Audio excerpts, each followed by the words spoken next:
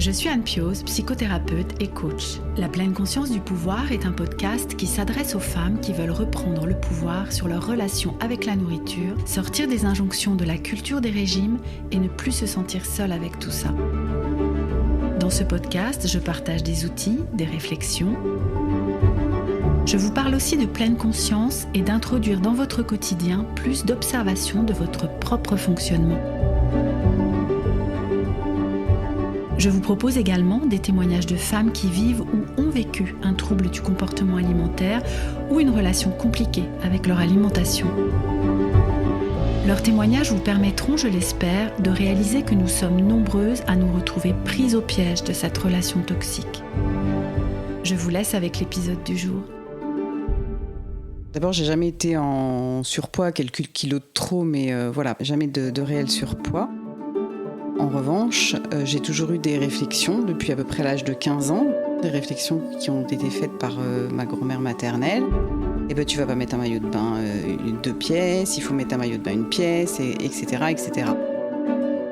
Dans mon pauvre cerveau, la partie alimentation, je sais pas, ça devait prendre une place phénoménale de savoir est-ce que j'ai le droit de manger ça, ou qu'est-ce que j'ai le droit de faire. Je pense que j'aurais pu aller me peser jusqu'à plus de 10 fois par jour. Réfléchis à ce que tu fais, remets ta tête sur ton corps et les choses vont pouvoir commencer à avancer. Quelque chose d'aussi basique, toute seule, j'étais incapable de le faire sans être accompagnée finalement. En fait, ça fait faire une sacrée réflexion sur soi-même. Ça fait réfléchir finalement, ça m'a fait réfléchir sur beaucoup de choses. C'est du délire que l'alimentation soit un brouhaha perpétuel. Ça n'a pas de sens. Bienvenue dans l'épisode 20 du podcast. Aujourd'hui, nous allons entendre le témoignage d'Anne. Anne a fait partie des pionnières de l'accompagnement Indépendance Cannelle que je propose aux femmes qui souhaitent reprendre le pouvoir dans leur relation avec leur alimentation. Et nous avons avec Anne cheminé ensemble entre décembre 2020 et mai 2021. À partir de 15 ans, en lien avec des réflexions de sa grand-mère maternelle, Anne a commencé à vouloir contrôler l'apparence de son corps pour surtout ne pas grossir. Elle avait développé une vision comptable de son alimentation et décrit la cohabitation qui avait lieu entre son ange, situé sur son épaule gauche, et son démon sur son épaule droite. Tous deux tentaient de gouverner ses choix alimentaires et les compensations sportives ou caloriques à mettre en place. Tout cela occupait énormément d'espace mental et c'est la raison qui a décidé Anne à rejoindre l'accompagnement. Pendant ces 6 mois, elle a travaillé à faire fusionner l'ange et le démon, à se libérer de la météo émotionnelle de la balance et à relier de nouveau sa tête avec son corps pour avancer ensemble dans la même direction. Je vous laisse découvrir le témoignage d'Anne. Bonjour Anne, je suis vraiment ravie et presque excitée en fait qu'on enregistre ensemble cet épisode de la pleine conscience du pouvoir puisque tu as fait partie des pionnières de l'accompagnement Indépendance Cannelle et donc on a passé ce temps-là ensemble pendant les 6 mois là qui viennent de s'écouler. Donc nous avions commencé en décembre 2020, fin 2020 et nous voici à la fin de ce parcours-là et je suis vraiment touchée parce que déjà tu m'as fait confiance en tentant cette aventure en fait parmi les premières donc à la fin 2020, mais en plus tu viens nous en parler là et tu viens témoigner à la fois de ta relation avec l'alimentation avant cet accompagnement, mais aussi du parcours qu'on a fait ensemble. Donc je te remercie beaucoup et est-ce que tu veux bien te présenter à nous? Oui, tout à fait. Donc je m'appelle Anne, j'ai 50 ans, je suis orthophoniste et avec Anne, nous sommes d'abord rencontrés dans le cadre professionnel, dans un cadre de travail de supervision, donc de la pratique professionnelle. Et finalement, si j'ai tenté cette expérience, c'est parce que je te connaissais et c'est quelque chose qui au départ me faisait un peu peur et que j'aurais jamais tenté avec quelqu'un que je ne connaissais pas et parce que franchement, je te faisais une confiance totale. Ouais, ce qui est intéressant dans ce que tu dis, alors déjà ça me touche parce que ça veut dire qu'il y avait cette confiance qui était là et c'est que vraiment venir explorer, venir parler de cette relation avec l'alimentation, c'est quelque chose de tellement personnel et intime que, et oui, c'est important que tu le soulignes, il y a vraiment besoin d'être dans cette relation de confiance, puisque voilà, il y a quelque chose de la proximité, en fait, qui, en tout cas, qui a été facilitante pour toi, du coup, dans cette expérience-là. Oui. Et est-ce que tu veux bien, alors, du coup, partager avec nous, peut-être d'une manière chronologique, enfin, comme tu le sens, mais de cette relation avec l'alimentation, qu'est-ce qui a fait que c'est devenu compliqué et que tu es arrivé jusqu'à moi, finalement? Alors, en fait, moi, j'ai jamais été en surpoids, quelques kilos de trop, mais voilà, jamais de réel surpoids. Oui. En revanche, j'ai toujours eu des réflexions depuis à peu près l'âge de 15 ans, des réflexions qui ont été faites par ma grand-mère maternelle, où j'étais toujours trop grosse, toujours avec un petit ventre, et comme on passait nos vacances au bord de la mer, tu vas pas mettre un maillot de bain 2 pièces, il faut mettre un maillot de bain 1 pièce, etc. Et finalement, je me suis jamais trouvée à mon goût. Alors quand je reprends les photos de ces années-là, ça me fait bien sourire maintenant, parce que je me dis que oui, que j'étais pas mal. Voilà. Et c'est surtout que finalement, je pense que c'est quelque chose qui est familial, parce qu'en discutant il n'y a pas très longtemps avec ma maman, lui expliquant le travail que nous faisions ensemble, eh bien, elle m'a avoué qu'elle avait eu les mêmes réflexions en étant plus jeune. Et que finalement, c'est quelque chose qui a toujours été tabou. Et puis ensuite, forcément, en avançant en âge, je me rêvais sans doute dans des tailles de vêtements qui n'étaient pas les miennes. Et donc j'ai commencé à faire des régimes. Alors, j'ai pas le sentiment d'avoir fait des régimes qui me semblaient drastiques. Mais finalement à m'interdire beaucoup de choses, à culpabiliser en permanence dès que je mangeais un éclair au chocolat, enfin quelque chose qui pour moi était un aliment interdit. Oui, et tabou. Interdit et tabou, du coup. Voilà, interdit et tabou. Et d'avoir en permanence un ange sur l'épaule, donc il était à gauche, et un diable sur l'épaule droite. Mais un diable qui était quand même un petit peu gentil, et puis un peu séduisant, que je trouvais un petit peu plus fun que l'ange. Ah oui, c'est ça. Voilà. Mais j'étais tout le temps tiraillée entre ce bien et ce mal. Et donc, à un moment donné, ça m'envahissait. Enfin, c'était trop envahissant. C'est-à-dire que dans mon pauvre cerveau, la partie alimentation, je sais pas, ça devait prendre une place phénoménale de savoir est-ce que j'ai le droit de manger ça ou ça, ou qu'est-ce que j'ai le droit de faire. Et à tel point que j'en arrivais même chez moi de faire des repas différents des autres. Oui, c'est-à-dire que tu avais mis en place tout un tas de règles qui étaient dictées, alors je ne sais pas si c'est par l'ange ou par le démon, parce que finalement, tiens, est-ce que tu aurais des exemples de phrases qui pouvaient te raconter l'un et l'autre pour illustrer un petit peu ça? Parce que tu dis, le diable, il avait quand même un côté un peu séduisant. Parce que c'était plutôt lui qui te disait « Allez, mange-le, l'éclair au chocolat ». Le diable, en fait, voilà. C'est-à-dire que le diable, c'était allez, tu le manges, et puis de toute façon, après, tu vas bien trouver une solution. Tu iras faire un peu plus de sport, ou demain, tu mangeras un petit peu moins. Et puis tu verras, tout ira bien. Et puis, au contraire, l'ange qui dit « Mais non, si tu fais ça, t'es pas sur la bonne pente. » Et après ça va être compliqué, voilà. Mais sauf que moi je suis quand même assez gourmande, donc au final c'était quand même souvent le diable qui l'emportait. C'est pour ça que je dis qu'il était plus fun. Et c'est ça. Et puis il était très en lien avec la culpabilité, du coup, le diable. Ouais, c'est ça. Ouais, donc du coup tu disais, tu mettais en place des stratégies aussi liées aussi au sport, du coup. C'est de la course à pied que tu pratiques. Course à pied, natation. Et natation, et que le diable il te disait c'est bon, allez, vas-y, tu courras un peu plus, ou tu nageras 1 kilomètre de plus. Ouais, c'est ça, développer des stratégies. Et du coup, tu en étais arrivé à ce qu'il y avait une énorme partie de ton espace mental, finalement, qui était occupée par ces règles-là. Oui, c'est ça. Et moi, j'avais vraiment, pour moi, l'alimentation, c'était une vision comptable, quoi. C'est-à-dire que, ok, j'ai mangé trop de choses, entre guillemets, pas bonnes. Et donc, maintenant, il va falloir contrebalancer pour annuler ces choses qui n'étaient pas bonnes, quoi. Et que j'aurais pas dû manger. Et c'est vrai qu'au niveau espace mental, c'est une dépense d'énergie qui, pour le coup, fait même pas maigrir, en plus. En plus, ça rentrait pas dans la stratégie du coup. Ouais. Mais c'est une dépense d'énergie qui est complètement phénoménale, quoi.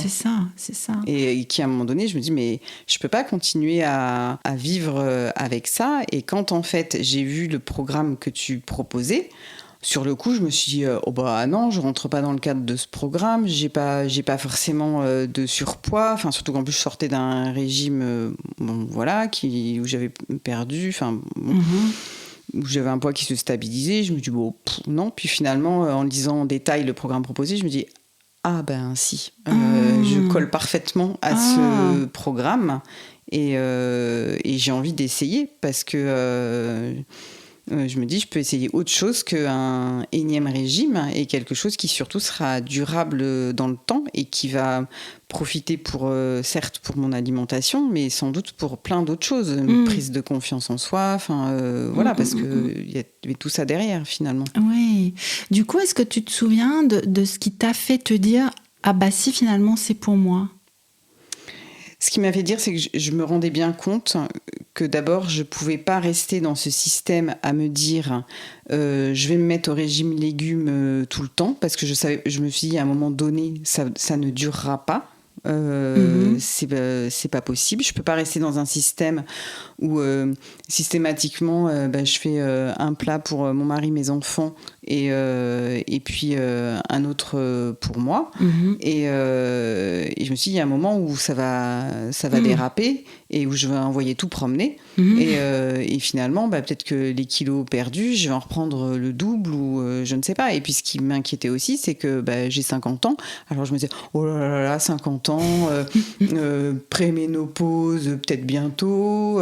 Je dis, après, ça serait impossible de perdre 1 gramme. Vraiment des croyances stupides. Et c'est pour ça que je me suis dit, il faut que j'essaye quelque chose et qui soit autre qu'un énième régime finalement. Oui, c'est ça. Oui, parce qu'en fait, tu te rendais compte, oui, tu étais consciente de la place que ça prenait et du brouhaha que ça générait à l'intérieur de toi. C'est exactement ça. Oui, le terme vraiment brouhaha, c'est ça. Oui. C'est ça, l'espace mental très très occupé, préoccupé, quoi. Et puis il y a aussi avec la croyance ou la certitude presque que tu pouvais pas continuer comme ça, quoi, que c'était pas possible et pas tenable surtout sur le long terme, d'être dans des stratégies de contrôle en fait, puisque c'était ça. Tout était. Tu parlais d'une vision comptable en fait de l'alimentation. Donc ce qui rentre, ce qui sort, la balance énergétique. Et puis il y avait aussi cette obsession de la balance pour se peser aussi que tu vivais à ce moment-là. Alors la balance, c'était horrible parce que moi je pouvais me peser mais j'aurais pu, je pense que je l'ai jamais fait, mais je pense que j'aurais pu aller me peser jusqu'à plus de 10 fois par jour. Mais c'est sachant que c'était surtout concentré le matin, c'est-à-dire que le matin je me lève, je vais aux toilettes, je me pèse. Non, je me pèse avant d'aller aux toilettes. Je me pèse après avoir été aux toilettes. On ne sait jamais, des fois que... avant la douche, après la douche, je prends un petit déjeuner, je me pèse après le petit déjeuner. Enfin, c'était l'enfer. Alors, je pense que j'ai dû quand même pas mal masquer ça parce que finalement, mes enfants et mon mari s'en sont rendus compte, je leur ai avoué récemment et ils ne soupçonnaient même pas ça.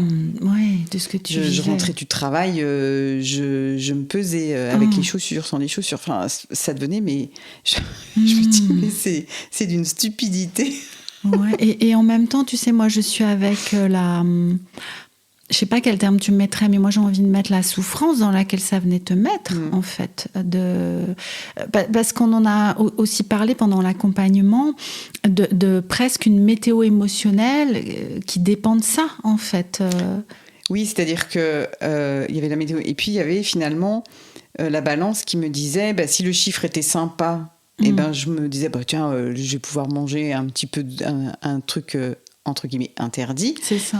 Ou si au contraire le chiffre n'était pas sympa, alors c'était là me dire ma pauvre, aujourd'hui régime légumes, pas le choix. Mais c'est ça. Voilà. Et c'était vraiment un diktat. C'est ça. Et finalement, toutes ces règles, qu'elles viennent de règles nutritionnelles ou que tu avais peut-être intégrées dans tes régimes ou entendu à droite à gauche, comme on le fait toutes, faut pas manger de glucides le soir, il faut je sais pas quoi, machin, tant de grammes on a parlé souvent ensemble parce qu'on a suivi Weight Watchers toutes les deux, et les fameux 60 grammes de pain le matin, voilà, tout est codifié, tout est calculé, donc du coup il y a ces règles alimentaires et puis les règles dictées par la balance finalement, qui va te dire. Donc du coup, plus aucun baromètre interne en fait. C'est ça, c'est comme si ma tête et mon corps étaient complètement désolidarisés, coupés, et que j'avais une tête qui était posée, au lieu de faire partie de moi, elle était posée à côté. C'est, je vois très bien le dessin en fait. La représentation mentale, je la vois tout à fait, c'est-à-dire un espèce de corps sans tête et une tête posée à côté. Ouais, c'est fort quand tu le dis comme ça et qu'on voit le dessin. Et du coup, ça me fait penser parce que tu as aussi, dans le parcours qu'on a fait, on va en parler plus en détail, mais il y a un moment où tu dessinais l'ange et le démon. Je me souviens que tu es quelqu'un qui fonctionne du coup beaucoup en images, et du coup de passer par le dessin, c'est quelque chose de très puissant du coup pour toi. Donc là, moi aussi je vois ce corps et la tête à côté quoi. Oui, je dessinais les anges. Alors sachant qu'en fait, je fonctionne beaucoup en images, et pourtant je dessine extrêmement mal. C'est très simpliste, bon. Mais j'ai pris plaisir en fait à dessiner cet ange et ce démon, et finalement j'ai arrêté de les dessiner au moment où ils se sont alliés pour faire, je les avais même pour faire ce que j'appelais un diange en fait, parce que j'étais un diable et un ange, et pour dire que finalement il y avait moyen de s'entendre. C'est ça. C'est Voilà. ça, exactement. Il y avait moyen de s'entendre. Et je vois que tu fais ce geste avec tes mains qu'on ne peut pas voir là, mais ils se sont reliés en fait, ensemble. Oui. Alors, est-ce que tu veux bien du coup nous partager ce processus que tu as vécu là pendant ces 6 mois, ou les grandes étapes peut-être que tu as vécues, et avant d'arriver à là où tu en es aujourd'hui, du coup? Alors, au début, ça a été vraiment dans toutes les expériences que je rencontrais, de dire qui l'a emporté. Est-ce que c'est l'ange qui l'a emporté sur ce coup-là? Est-ce que c'est mon diable qui l'a emporté, voilà, qui a parlé? De beaucoup me questionner aussi, c'est-à-dire que j'ai eu des expériences. Alors en plus, moi j'ai commencé l'accompagnement au mois de décembre. Et il se trouve qu'au moment de Noël, dans mon travail, j'ai des patients qui sont adorables et qui m'abreuvent de boîtes de chocolat au moment de Noël. Et finalement, ça a été une sacrée prise de conscience, parce qu'il y a eu une fois où, pour un désagrément au niveau du boulot, je me suis totalement ruée sur la boîte de chocolat, et d'arriver ensuite, en discutant avec toi, de dire mais pourquoi j'ai fait ça, et d'arriver finalement à me dire que oui, mais si je l'ai fait, c'est parce que à ce moment-là il y avait ce souci-là, et voilà. Et c'est finalement en prenant progressivement conscience de dire mais réfléchis à ce que tu fais, remets ta tête sur ton corps, et les choses vont pouvoir commencer à avancer en fait. Voilà, donc ça s'est fait progressivement comme ça, de dire mais est-ce que tu es sûr que là, c'est la bonne chose que tu es en train de faire? Réfléchis à ce que tu fais. Et au début, c'est vrai que en fait, de passer tout le temps par la réflexion, ce qui peut paraître presque épuisant, mais non, en fait, moi, ça m'a pas épuisée parce qu'au contraire, ça m'a beaucoup aidée. Voilà, de travailler finalement en pleine conscience. Et en même temps, ce qui est hallucinant, c'est de se dire que quelque chose d'aussi basique, eh ben, toute seule, j'étais incapable de le faire sans être accompagnée finalement. Oui. Quand tu dis quelque chose d'aussi basique, c'est comme si, avec le recul, tu peux te dire, mais c'est tellement simple en fait. C'est ça que tu veux dire. Oui, parce qu'en fait, finalement, dans toutes les expériences de régime, sans avoir fait de régime ultra draconien, enfin à mon sens, mais j'ai toujours trouvé qu'il y avait une contrainte.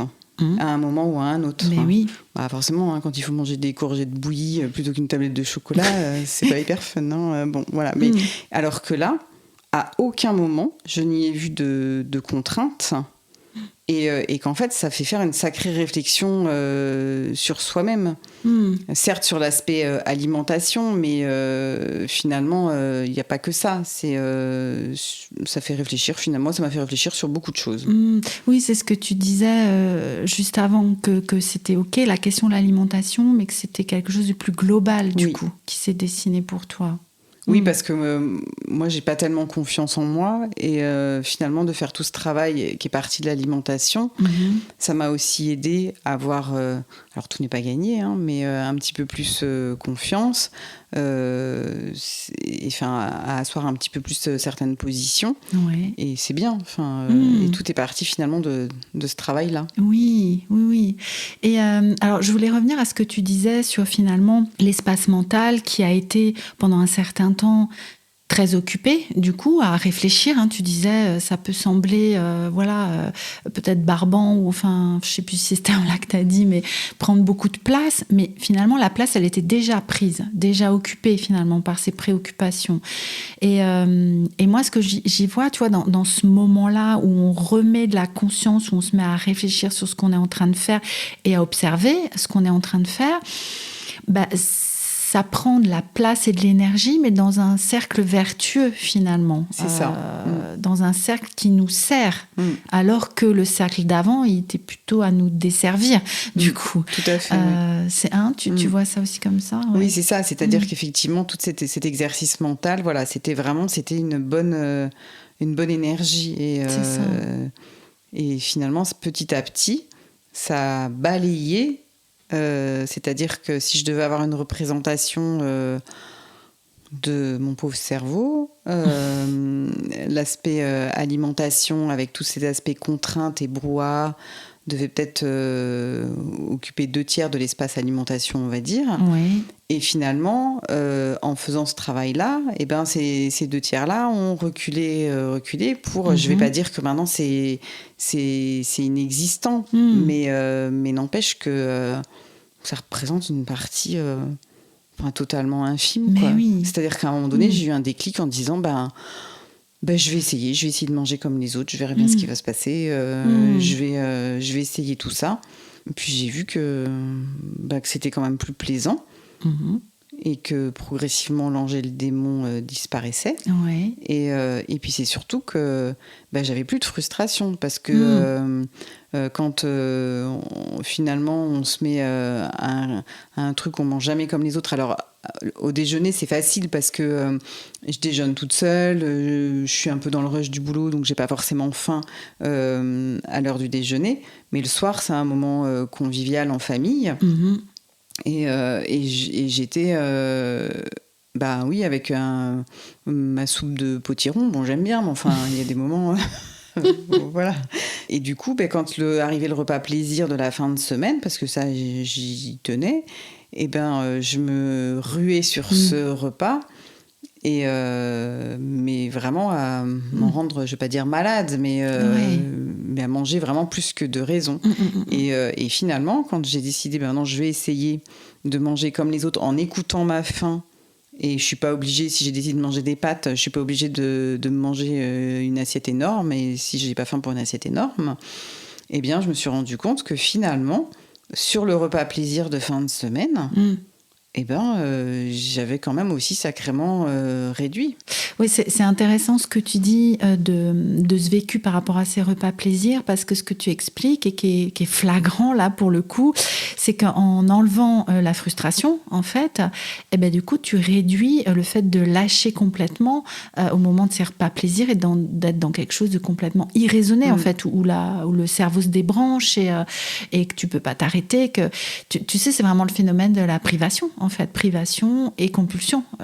C'est ça. Et que du coup, en remettant de la permission dans tes semaines, en particulier dans ce repas du soir où tu étais avant avec la règle, non pas de glucides le soir, voilà, des légumes, et même si tu adores les légumes, oui, c'est ça, oui. voilà, et du coup, ça a une répercussion sur ce repas du week-end ou du dimanche de famille où il n'y a plus besoin de lâcher les chiens, en fait, à ce moment-là. C'est ça. Mais ouais. Et à quel moment, parce que tu parlais donc de cette tête, je reviens avec cette image, de cette tête qui est à côté du corps, et donc c'est passé par la réflexion, donc on est encore très dans la tête, et à quel moment tu as senti qu'il y avait le corps qui venait se remettre, que ça se réassemblait. Que ça se réassemble? Je crois qu'en fait, c'est quand j'ai commencé à me dire, mais maintenant je vais fonctionner comme les autres, parce que je sais ce qu'il faut, je commence à savoir ce qu'il faut que je fasse pour pouvoir manger comme les autres sans que j'ai un poids qui s'envole, puisque j'ai les outils pour. Je sais ce qu'il faut faire. Et ou du moins je commence à savoir ce qu'il faut faire. Et maintenant je me suis dit, je vais essayer. Et même si je verrai bien, si ça fonctionne pas, je pourrai toujours trouver une solution, ou on trouvera une solution ensemble. Et puis donc du coup en écoutant ma faim, en me disant je vais manger comme les autres. Si j'ai pas faim, je mange pas. Si j'ai faim, je mange. Je me suis rendu compte que ça fonctionnait. C'est ça. Et que la balance qui était encore très présente, tu vas nous raconter après ce cheminement-là aussi, mais en fait, elle s'en fichait que tu manges des légumes ou des féculents, du coup. Alors au début, quand j'ai commencé à manger comme les autres, j'avoue que la balance, c'était compliqué, parce que je me disais, oh là là là là, ça va redéraper, ça va déraper, ça va, enfin bon. Et puis, je me suis rendu compte que non, donc la balance, elle dérapait pas. Non, mais non. Sachant aussi, précisons que ton poids, en fait, il était stable depuis très longtemps. Oui, depuis au moins 2 ans, mais en fait, avec finalement, avec des contraintes infernales. C'est ça. Et finalement, en faisant ce travail-là, je me suis rendu compte que mon poids, que moi, je trouvais bien, même si je voulais descendre en dessous de la dizaine la plus proche, ce qui était complètement irréaliste de toute façon, parce que je me suis retrouvée avec un poids que j'avais pas eu depuis adolescente, non 14 ans, un truc comme ça. Finalement, là, en fin d'accompagnement, je m'aperçois que j'ai un poids qui est 1 kilo plus élevé que ce que j'avais au début.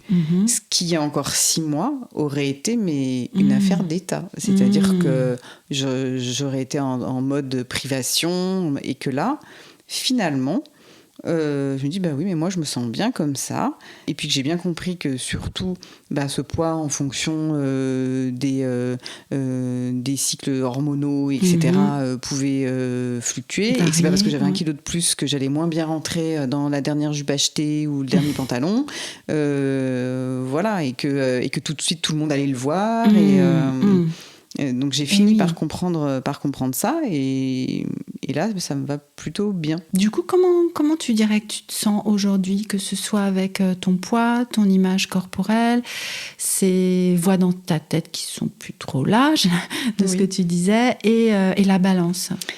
Alors avec le poids, je vais dire ça va, mais si demain effectivement la balance m'indique 2 kilos de moins, je serai contente quand même. Quand même. Si lors de la pesée de la semaine, on va dire, parce que je monte plus sur la balance, je ne sais combien de fois par jour, je monte 1 fois par semaine, une fois que c'est fait. Ce qui est fou quand même, quand on y repense. Oui. Et par rapport à l'image de moi, t'avais essayé, Anne, de me faire tenter l'expérience de me regarder dans le miroir, dans comment je me trouve, etc. Ça a été ce qui a été en fait le plus difficile, et que j'ai pas réussi à faire d'ailleurs. Sauf que maintenant, ça m'arrive quand même de temps en temps, je me regarde en disant, oh oui, là aujourd'hui c'est pas mal. Voilà, c'est bon, je vais pas dire encore que c'est bien, mais ça avance. C'est pas mal. Donc l'image de moi, elle est mieux. En fait, je prends conscience de la façon dont les autres... je prends conscience de la façon dont je suis, parce que jusqu'à présent, on pouvait me dire bah non, mais regarde, t'es mince, etc. Je dis, mais n'importe quoi. Enfin, moi, je me vois pas comme ça. Ou, voilà. Et là, je commence à en prendre conscience, finalement. Oui, à avoir une image plus réaliste, oui, c'est ça. De ton corps, en fait, et de ta silhouette. Oui, c'est ça. Et de plus être cette petite fille adolescente stigmatisée par ta grand-mère, je reviens à ce que tu disais au début, qui doit surtout pas mettre de maillot une pièce, parce que mon Dieu, mais tu peux pas montrer ce ventre. Oui, c'est ça. Et que les autres, ils avaient beau te dire, mais si Anne, t'es une personne mince, t'es une femme mince, non, toi tu restais, je sais pas comment tu te voyais, mais en tout cas pas comme une femme mince. Je pense qu'en fait, je me voyais toujours comme, entre guillemets, la petite grosse de service. Ouais, quoi. C'est ça. Alors qu'en fait, c'était loin des autres cas. Alors, il faut dire aussi que j'ai 2 sœurs, on est assez proches en âge. Il y en a une avec laquelle j'ai 15 mois d'écart et l'autre avec laquelle j'ai 2 ans et demi, et qui était toute menue. Mais finalement, on me disait toujours, mais c'est pas elles qui sont dans la normalité. C'est toi, parce que pour le coup, mes sœurs étaient maigres. Eh oui, mais ça faisait quand même deux points de comparaison, là. Je comprends. Où est la normalité ? C'est ça. Je suis avec cette question. Je vois qu'on arrive bientôt à la fin de cet entretien. Ça va passer super vite et je pense qu'il y aurait encore plein de choses à dire et d'anecdotes peut-être à raconter. Mais comment tu voudrais conclure là ? Voilà, quel dernier message ou comment tu voudrais résumer ce travail qu'on a fait ensemble et là où tu en es aujourd'hui ? Moi déjà, je voudrais dire franchement à tous ceux qui pourront écouter, c'est d'abord, vous lancez pas dans des régimes qui sont tous plus débiles les uns que les autres, qui vont vous pomper certes votre argent dans certains cas, mais votre énergie et voilà.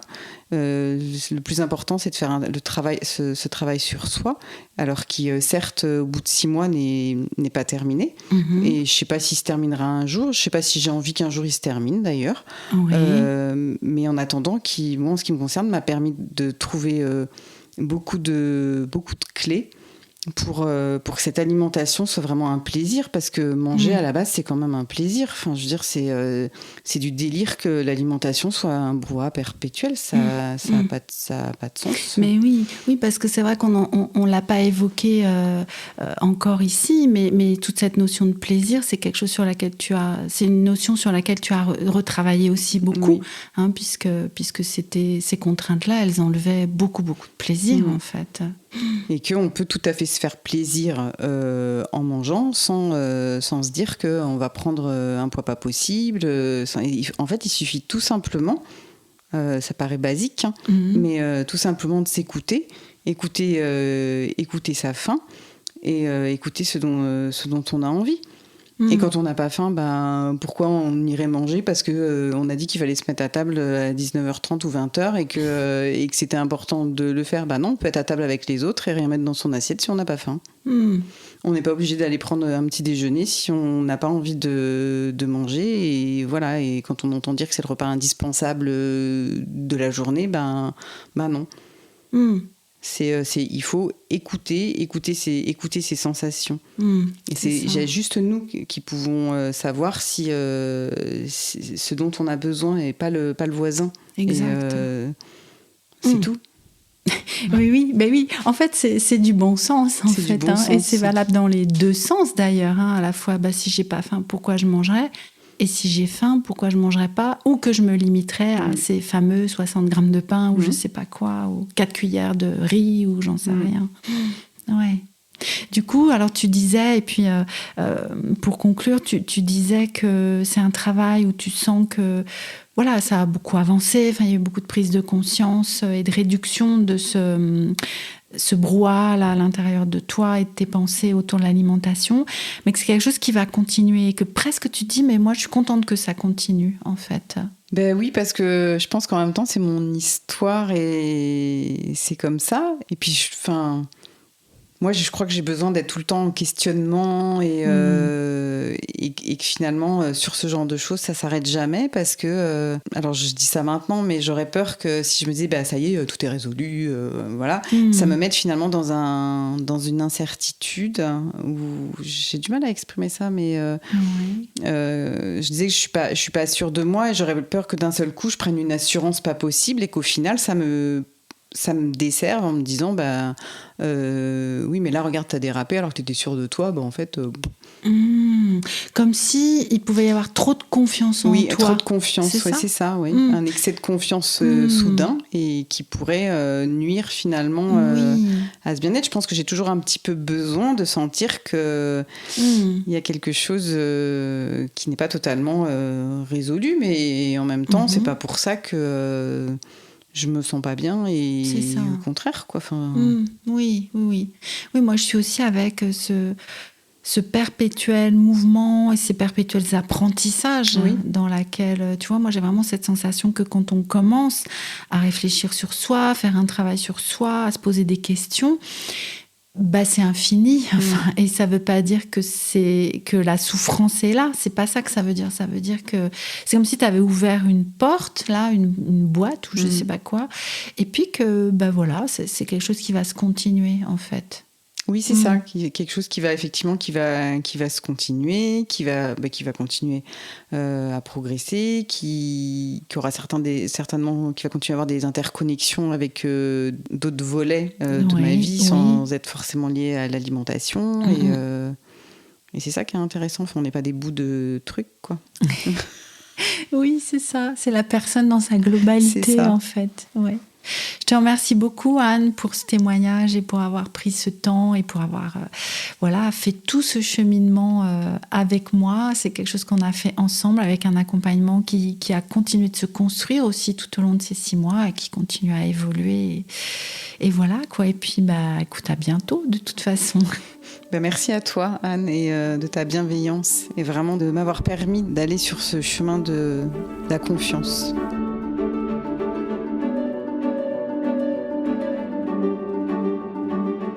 Merci encore à Anne d'être venue témoigner de son parcours avec l'alimentation et de l'aventure des 6 mois passés ensemble pour retrouver plus de sérénité dans sa relation avec la nourriture, dans un travail, comme elle en témoigne ici à la fin de cet entretien, qui va bien au-delà de cette unique question puisqu'il a touché sa personne dans sa globalité.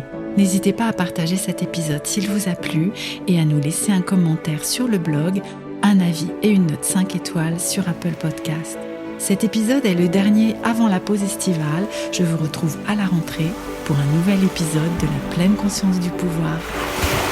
Passez une belle fin d'été.